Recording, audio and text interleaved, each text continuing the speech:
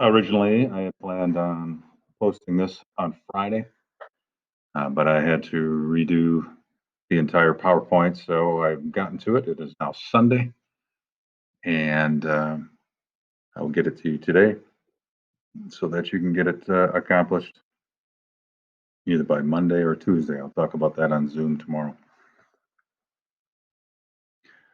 So, this is just your basic map of the Middle East, and the regions that we're talking about, or I'm talking about, are this region right here. Here's Afghanistan, here's Iran, here's Iraq, here's Syria, here's Kuwait, Saudi Arabia.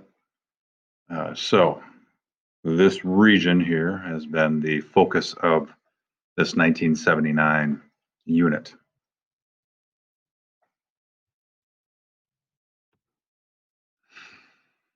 So I left off with the first Persian Gulf War. Bin Laden returns to Saudi Arabia and starts to create some issues within Saudi Arabia, protesting or uh, complaining basically against his government, the current government in Saudi Arabia, predominantly because of allowing the United States and Western powers into the sacred country, the Islamic sacred country of Saudi Arabia. So Al Qaeda, literally known as the base, founded in 1988 after the Soviet Afghan war, is now grown after the first Persian Gulf War into a more anti-Western, anti-American mindset. All right, as I'd stated, the Mujahideen fighters that were fighting against the Russians are now, many have become members of Al Qaeda and the Taliban, both Islamic fundamentalist organizations. All right, just a little recap. First Persian Gulf War. All right, Al Qaeda sees the presence of Western or American influences in the Middle East as offensive and something that needs to be eliminated.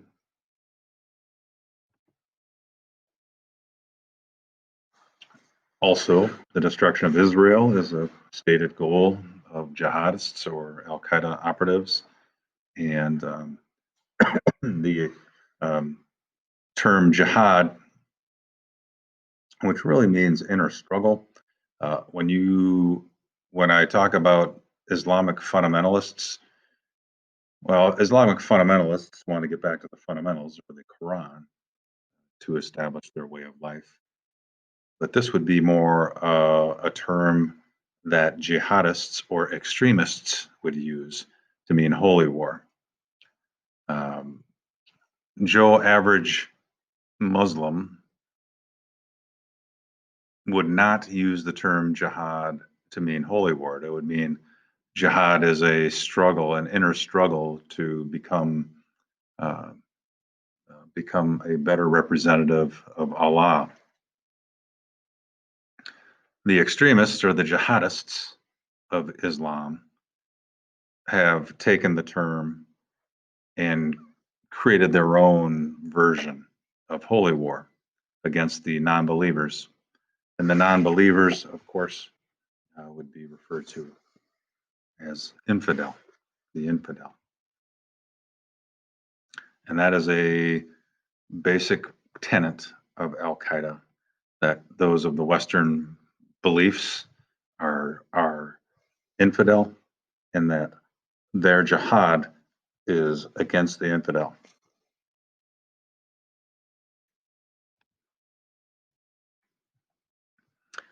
All right, we've already talked about the 1993 World Trade Center bombing, or explosion, attempted tipping of the Twin Towers. That wasn't coordinated by Al Qaeda, but it was coordinated by those in the same circles as Al Qaeda. More pronounced attack was in 1998, U.S. embassies. I believe Kenya and Tanzanian embassies in Africa, the U.S. embassies were bombed and deliberately targeting Americans. And this was an Al Qaeda operation. 2000, then, the USS Cole, a U.S. warship that was off the coast of Yemen. And you can see the damage done to the center part of that ship where they floated a raft up laden with bomb or explosives, mostly covered, and got close enough where they could detonate and kill American servicemen and women. Looks like, yep, one female. All right. And then the culminating event for Al Qaeda is 9/11. Now, I know that you guys were not born by the time 9/11 took place. So it's interesting to me now to know how much background knowledge you have of this event. It used to be I would tell stories about what I was here at school. Mr. Stace at the time was a social studies teacher, and he came in, poked his head in the door, and said, "Hey, you should check out the news. Plane flew into one of the trade centers." At the time, most felt it was just an accident, unusual, but an accident nonetheless. And then, of course, when the second plane hits, I thought I had a picture of that, but I guess I had taken that out. It became a little bit more apparent that it was something more sinister. And then, of course, the Pentagon, this is the headquarters of the United States military, was also targeted. And then there was one other plane. There were 4 planes total. The other plane crashes in Pennsylvania because of the Americans on board overtook or tried to overtake the terrorists, and the plane will crash in the field.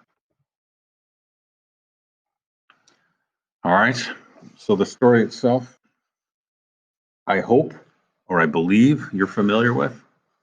So it's the aftermath that that most people, or that this portion of 1979 is about. So shortly after 9/11, George Bush had only been off. George W. Bush had only been in office less than a year. So he won the election November of 2000. So that means he took office January of 2001. So this is September of 2001. The largest attack on American soil, the largest loss of lives on American soil, and he has to respond. So the first thing he does is send troops after Al Qaeda in Afghanistan. So you can ask your parents, why do we initially go to Afghanistan? And you should know now, because the government there, they're called the Taliban,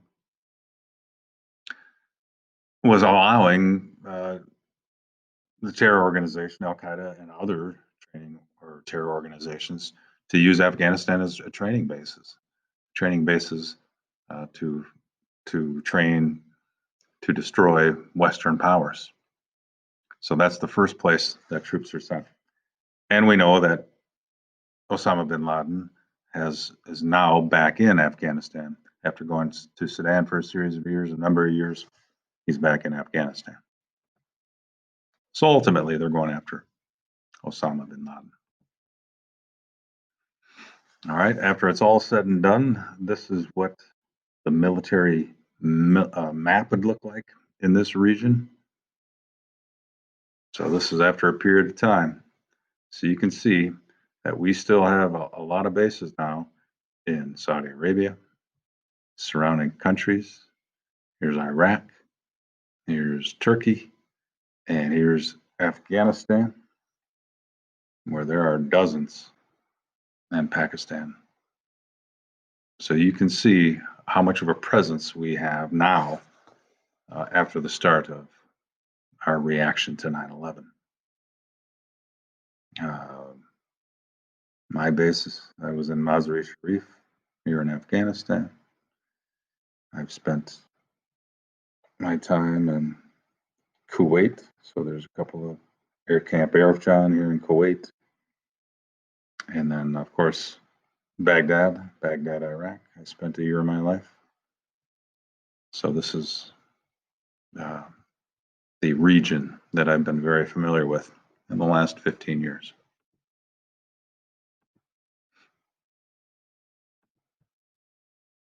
Oops. Okay, mess that one up a little bit. All right, the American response.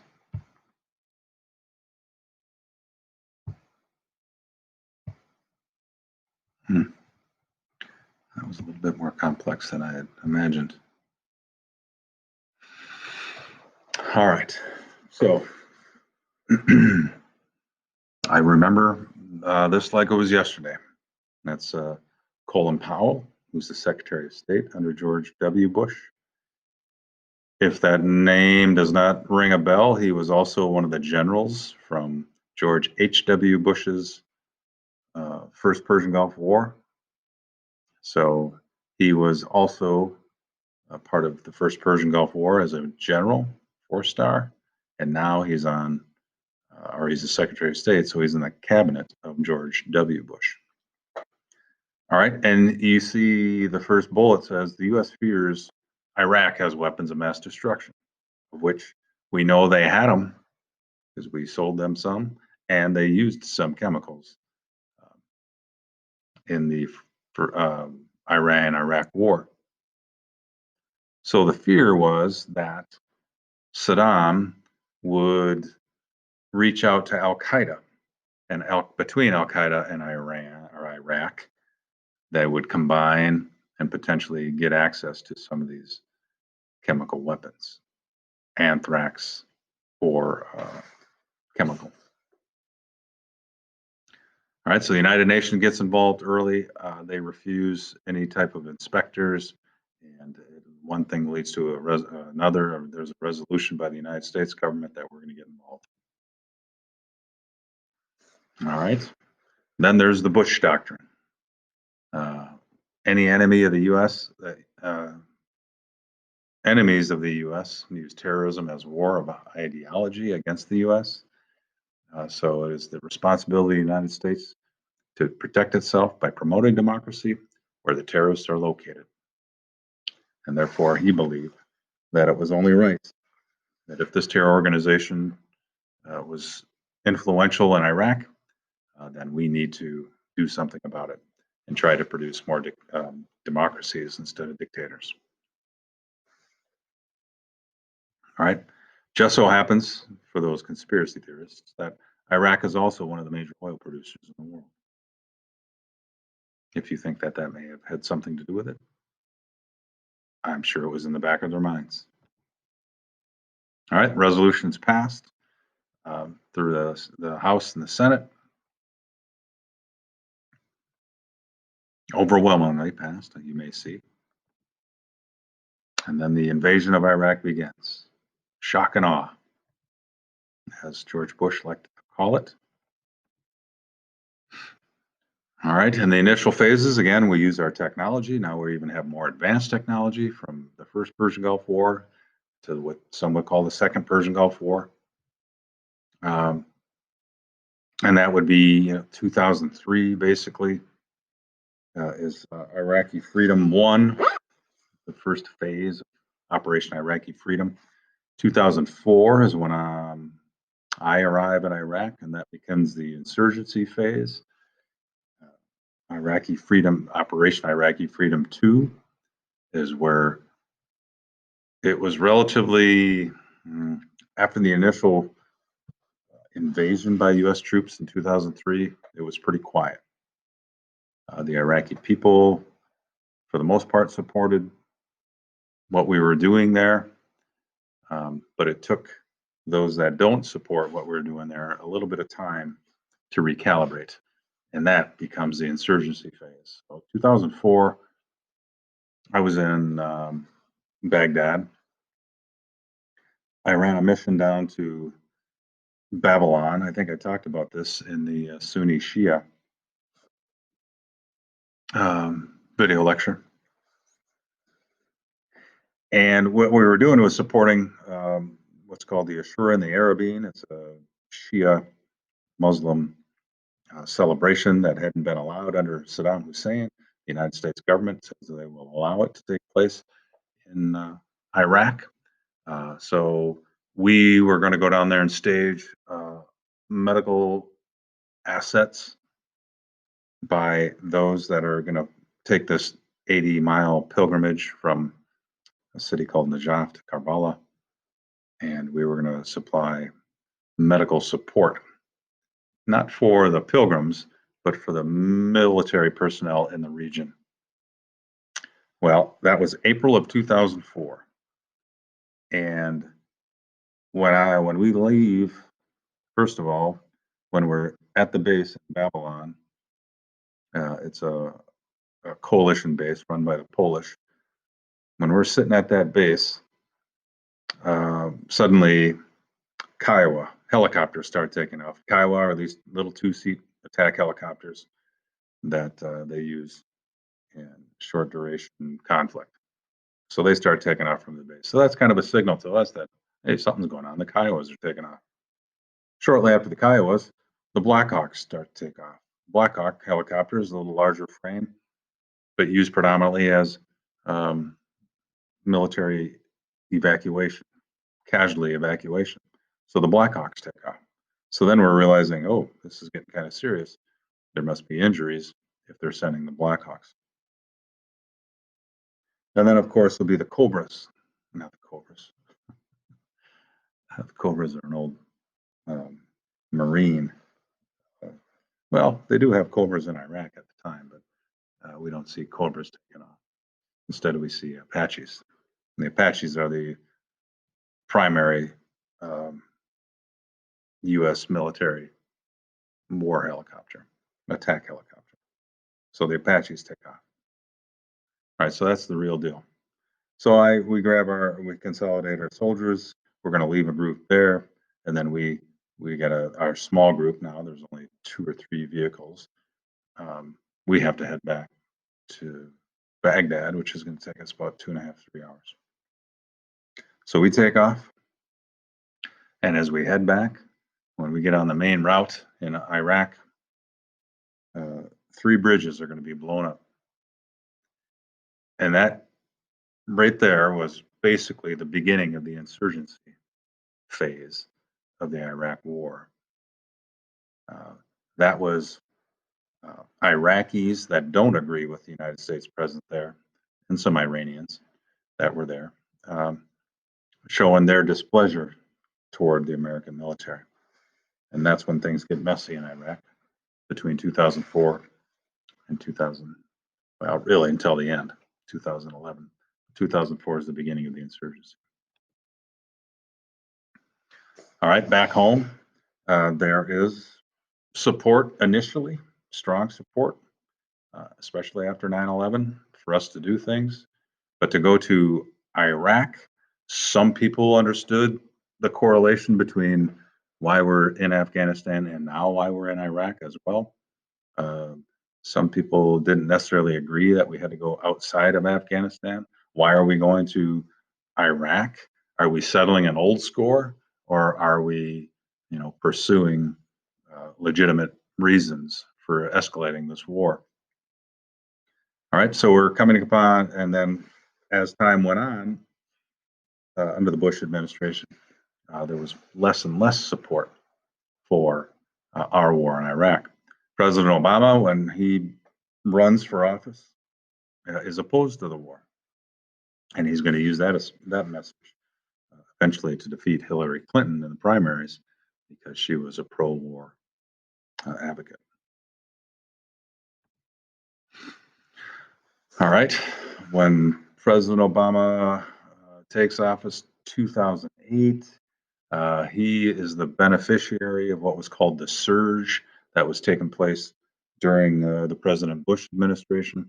The surge was an increase in American presence to try to gain more security for the Iraqi civilians, and it was highly effective.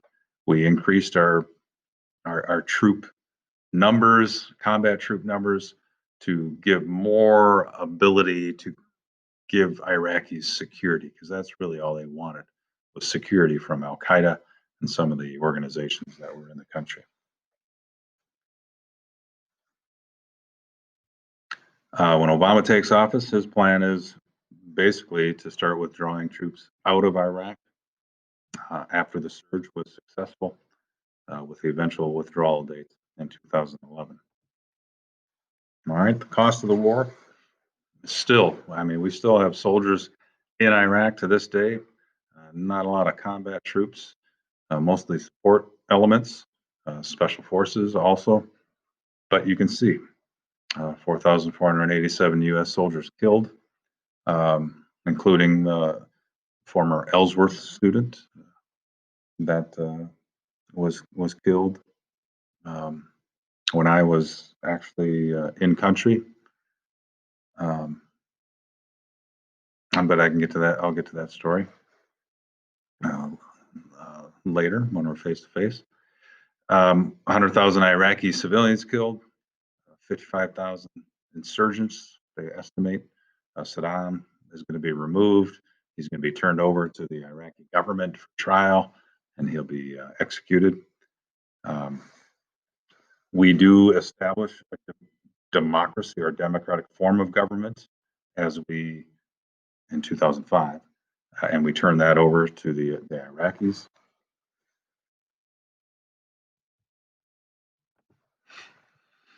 And then eventually, 2011, President Obama and the U.S. military finally identify where Osama bin Laden has been hiding for a long period of time, a decade, really. He had made his way around. He was running from the U.S. for a long time, but then he eventually kind of falls off the radar. And through a series of what we would call human intelligence activities, they were able to identify where he was. He had been hiding in Pakistan, a place called Abbottabad, and then we used a SEAL Team 6, to eliminate Osama bin Laden. So that was in May of 2011. And then President Obama was also able to use or keep his campaign promise of withdrawing troops. And by December 31st, all U.S. combat troops had been withdrawn out of Iraq.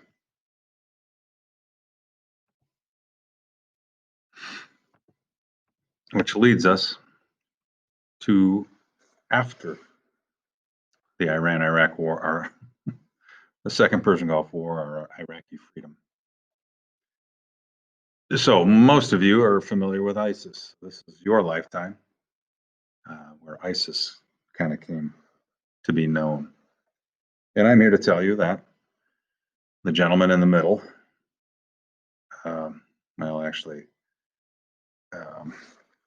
here, this guy by the name of Abu Musab al-Zarqawi.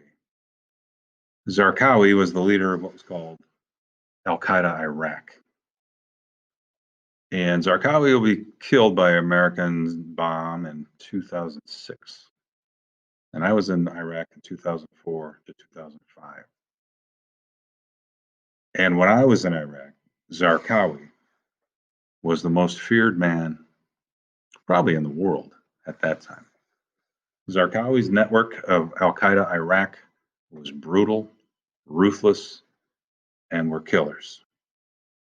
If they captured any U.S., well, they usually caught U.S. contractors. They didn't catch too many U.S. soldiers, but they did catch a few as well, or kidnapped a few soldiers as well.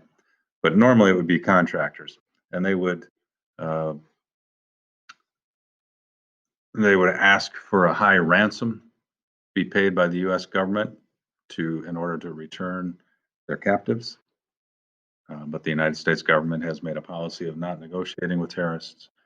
And usually Zarqawi would have such an outrageous request, 300 or 400 Al-Qaeda operatives that were in prison, he would ask for their release. And if they didn't do it within 2 days or 3 days, then they would execute the U.S. contractors. And time again, they would parade the U.S. contractors in their orange jumpsuits to represent the United States prisoners. And then they would publicly execute them and release that tape on their networks. All right, so that was the MO, the modus operandi of Abu Musab al-Zarqawi. All right, so I tell you that eventually they're going to drop a bomb on Zarqawi, and then that mindset, that diabolical mindset that Zarqawi had used effectively in Iraq, disappears for a while. But he had made a friend while he was in an American prison, and both Zarqawi and Baghdadi spent some time in U.S. military prisons. That's where they become radicalized. And this is Baghdadi. So Baghdadi had known Zarqawi, and he had known that fervent, extreme version of Islam that he had touted and treatment of Western prisoners. So Baghdadi's got the same mindset as Zarqawi. So at the end of when the U.S. forces withdraw in 2011, that leaves this strong power vacuum is gone. The U.S. forces were there to kind of hold back these really fervent forms of militants from the Iraqi citizens. But now the United States military is, for the most part, withdrawn from the country. So these organizations, and Baghdadi now becomes the leader of Al-Qaeda Iraq, with the same mindset as Zarqawi, starts to control more and more larger and larger regions of Iraqi cities and eventually Iraqi territory. So Al-Qaeda Iraq is led by Baghdadi around 2011, and the Syrian civil war also begins at this period of time. And the Syrian civil war is another brutal campaign. Nothing to do with the U.S., but Al-Qaeda Iraq is trying to get influence in there, and this new militant mindset is something they want to spread into that area. All right, so Baghdadi has original disagreements with the Al-Qaeda leadership of the time, and he's going to split from Al-Qaeda, and he splits from Al-Qaeda and he creates ISIS. He's also going to combine with another group called the Nusra Front in Syria. And the Nusra Front in Syria also believes in this fervent anti-Western mindset. And they are brutal murderers in how they establish justice within what he wants to create, this caliphate. So here you have Zarqawi, again killed in 2006 by the U.S. The guy that takes over for Zarqawi, Abu Omar al-Baghdadi, he will be killed by the U.S. airstrike in 2010, and then Abu Bakr al-Baghdadi. So this said currently the self-proclaimed caliph. Well, as you know, his life ended this year under President Trump. They were able to find Baghdadi, and he was eliminated from the battlefield. All right, so what is ISIS? Just kind of recap. Sunni-based militant Islamic group. Zarqawi and his mindset really had founded ISIL, which means Islamic State of Iraq and the Levant. And the Levant is just a region in the Middle East. That includes Iraq, portions of Iraq and Syria, and some of the surrounding area. So you've heard the term ISIL being used. ISIS, in its current configuration, the Islamic State of Iraq and Syria. All right, now they prefer to refer to themselves as the Islamic State. And al-Baghdadi was trying to create a caliphate, which just means this legitimate state of extreme Islamic fundamentalism. And if you lived within this caliphate, then you were the rules, the Sharia law of extreme Muslim law would be implemented if you lived within the state. And it became a very large area. As you can see, controlled by the Islamic State in gray, almost got as far as Baghdad.